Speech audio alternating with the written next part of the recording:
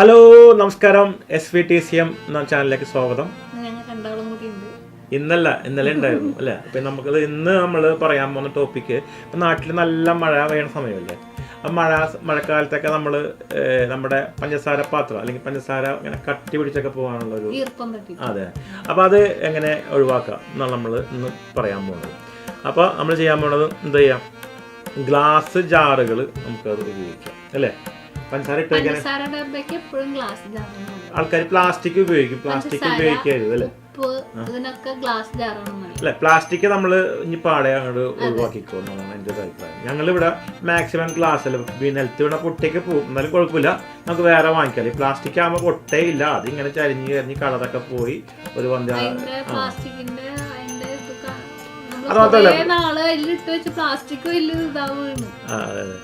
അതുപോലെ തന്നെ നമ്മൾ ഗ്ലാസ്സിൽ ഇട്ട് വെക്കുന്ന സമയത്ത് ശ്രദ്ധിക്കേണ്ടത് നന്നായിട്ട് ജാറ് കഴുകി വൃത്തിയാക്കിയിട്ട് നല്ല ഉണങ്ങിയതിന് ശേഷം പഞ്ചസാര ഇട്ട് വയ്ക്കാം. അതുപോലെ ഉപയോഗിക്കുന്ന സ്പൂണും ഒട്ടും നനവില്ലാത്ത സ്പൂണായിരിക്കും. നമ്മൾ ഈ സ്പൂൺ കൊണ്ട് തന്നെ ചായ പഞ്ചസാര ഇടും. ഞാൻ ചെയ്യാറുണ്ട്. ഞാൻ എളുപ്പത്തിന് വേറെ സ്പൂൺ നോക്കണം, ഏകദേശം ഇളക്കിയിട്ട് അത് തന്നെ അതിലേക്ക് ഇടും. അപ്പൊ ആ സ്പൂൺ എടുക്കുമ്പോൾ സ്പൂൺ ഇങ്ങനെ കട്ടി പിടിച്ച് ലാസ്റ്റ് ആ ഒരു ഇങ്ങനെ ഒരു കറവില്ലേ, ആ കറവ് നകർന്ന് കിടക്കുന്നു. പിന്നെ നമുക്ക് ചെയ്യാൻ പറ്റില്ലെങ്കിൽ നമുക്ക് ഈ പഞ്ചസാര ഈർപ്പം കൊണ്ടാണുള്ളത് ഇങ്ങനെ അലിഞ്ഞു പോകുന്നത്. അപ്പൊ അരി ഉപയോഗിക്കാൻ പറ്റും.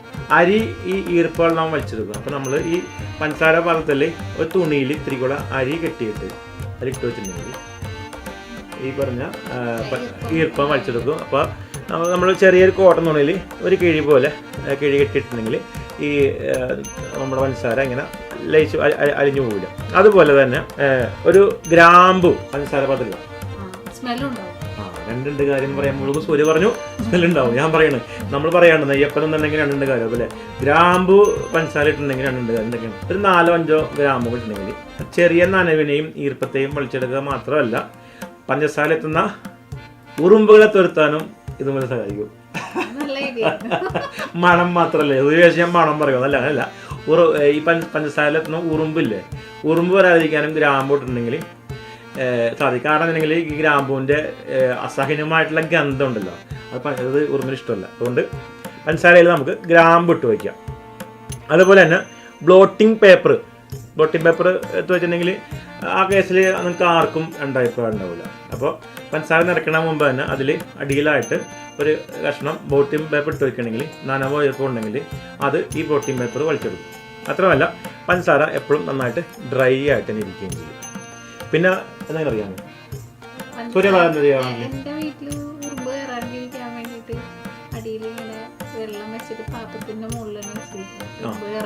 അതായത് ഈ കുപ്പി കൊണ്ടുപോയിട്ട് നമ്മൾ പറയണത് ഇതിൽ ഉറുമ്പ് കയറാതിരിക്കണല്ല, ഈ പഞ്ചസാര അലിഞ്ഞു പോയിരിക്കാനുള്ള ഓപ്ഷൻ പറയണത്.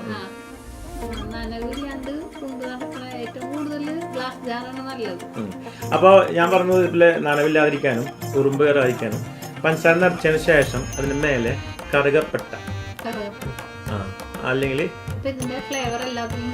അതെ. അപ്പോൾ അതുപോലെ തന്നെ ഒരു പച്ചക്കൽപ്പൂരം ഒരു പ്ലാസ്റ്റിക് സിപ്പ് ലോക്കിലാക്കിയിട്ട് പ്ലാസ്റ്റിക് സിപ്പ് ലോക്ക് മനസ്സിലായില്ലേ, ഞാൻ തുറന്നിട്ട് അതിട്ടിട്ട് അപ്പോൾ അതിലിട്ടുണ്ടെങ്കിലും ഉറുമ്പുള്ള അകറ്റി നിർത്തും, പഞ്ചസാര ഡ്രൈ ആയിട്ട് ഉപയോഗിക്കും. അപ്പോൾ നമ്മൾ ഈ പറഞ്ഞ ടിപ്സ് നിങ്ങൾക്ക് ഇഷ്ടപ്പെട്ട് കാണുമെന്ന് വിചാരിക്കുന്നു. അങ്ങനെയാണെങ്കിൽ നമ്മൾ അടുത്ത ടിപ്പായിട്ട് വീണ്ടും വരുന്നുണ്ടാവും. ഇത് കുറേയൊക്കെ നമ്മൾ ചെയ്തും വായിച്ചുള്ള അറിവുകളാണ്. അപ്പോൾ ആ അറിവുകൾ ഞങ്ങൾ വായിക്കുമ്പോൾ ഞാൻ എൻ്റെ ഭാര്യയ്ക്ക് അത് പറഞ്ഞു കൊടുക്കാറുണ്ട്. അപ്പോൾ അതുപോലെ തന്നെ നിങ്ങൾക്കും അത് പറഞ്ഞു കൊടുക്കുക, സൂര്യൻ കൂടെ കൂടിയിട്ട് നിങ്ങൾക്ക് പറഞ്ഞു തരിക എന്നാണ് നമ്മൾ ഉദ്ദേശിക്കുന്നത്. അപ്പോൾ എന്തായാലും ഇഷ്ടപ്പെട്ട് കാണുമെന്ന് വിചാരിക്കുന്നു. അപ്പം അടുത്ത വീഡിയോ കാണാം. ബൈ.